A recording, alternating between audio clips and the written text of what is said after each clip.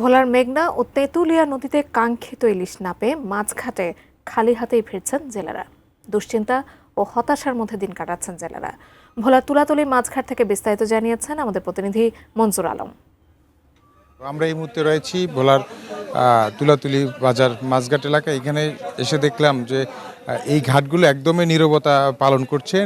এই সময়টায় যেখানে ঘাটে জেলেদের উৎসবমুখর পরিবেশ থাকার কথা, সেখানে কিন্তু জেলেরা নেই বললেই চলে। তো আমরা যদি আপনাদেরকে একটু এই ঘাটের চিত্র একটু দেখাতে চাচ্ছি, সেক্ষেত্রে এই ঘাটে আসলে পর্যাপ্ত পরিমাণে জেলে থাকার কথা থাকলেও কিন্তু আসলে এখন নেই। তার কারণ হচ্ছে জেলেরা নদীতে মাছ শিকারে গেলেও কাঙ্ক্ষিত যে ইলিশ বা অন্যান্য যে মাছ রয়েছে নদীতে, সে মাছগুলো পাওয়ার কথা থাকলেও কিন্তু তারা পাচ্ছেন না। তো জেলেদের সাথে কথা বলে আমরা যেটা জানতে পেরেছি, তারা আমাদেরকে জানিয়েছেন যে আসলে এই সময়টায় নদীতে ইলিশ পর্যাপ্ত পরিমাণে থাকার কথা থাকলেও নদীর নাব্যতার সংকট রয়েছে।